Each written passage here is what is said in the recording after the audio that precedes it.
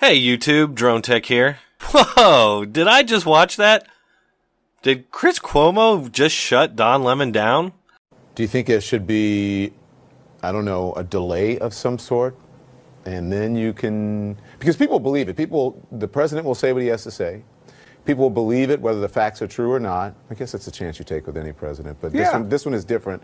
And then by the time the rebuttals come on, we've already promoted propaganda, possibly, unless he gets up there and he tells the truth. He has his right to make the argument to the American people. And by the way, wanting barriers along the border is not propaganda. No. It's not immoral. The facts it's not wrong. About that, though, who wants it, and who that's where our doesn't, job comes in. How much it actually does protect. Like you said, it's not a panacea. It's not a cure-all. There are other aspects, 100%. other technologies that go along with that. 100%, and that's our job. I have no problem with this. I see no problem with this. I believe that fears of people saying that, you should limit the exposure of this president to the American people. I dismiss that notion entirely. I think that is anathema to American political exchange. No, wait.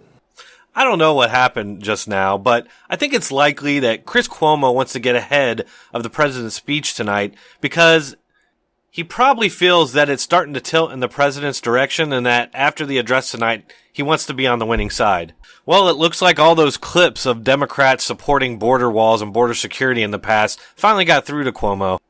You just cannot rationally or factually defend the argument that a border wall is immoral or wrong. Every nation has border walls.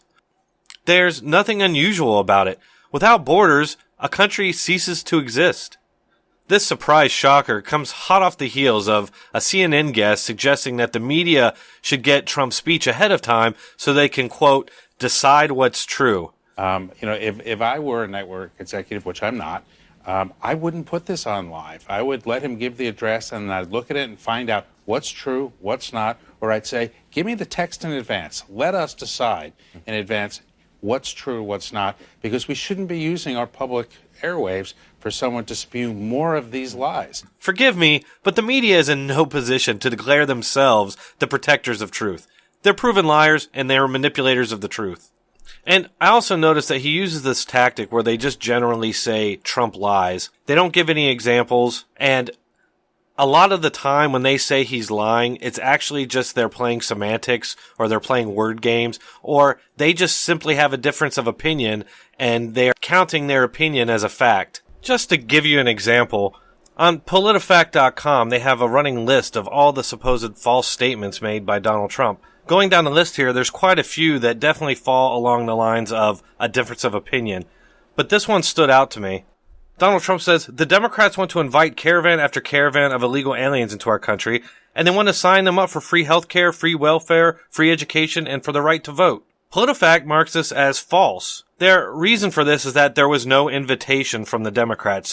Of course, he didn't mean that there was an actual physical invitation sent out to illegal immigrants. And it's actually true that Democrats want them to come into the country and they want to give them free health care. Just today, Bill de Blasio, the mayor of New York, announced that he's going to have free health care for all New York City residents, and that includes illegal immigrants. So, Donald Trump's statement was not false. Veteran journalist Howard Kurtz also had some choice words for the so-called journalists who want to censor the president. All of this hand-wringing by the broadcast networks over whether they have the president's speech just shows that Donald Trump really is held to a different standard. Yes, it's true that Barack Obama, George W. Bush, Bill Clinton at times were turned down, but that tended to be several years into their presidency after a number of primetime appearances. This is President Trump's first Oval Office address. And those who say, oh, he's just going to give a political speech, every speech by a president is on some level political.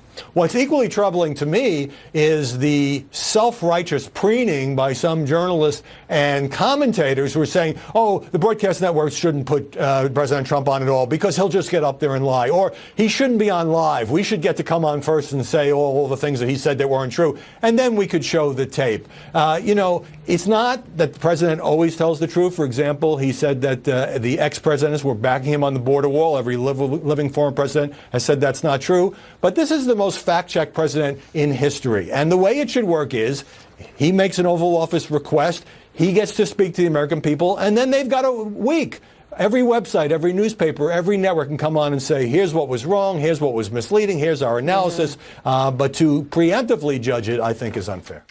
Hey, thanks for watching. Just wanted to let you know that I will be streaming the president's speech tonight on border security at 9 p.m. Eastern. Join us to watch it, have some debate and discussion.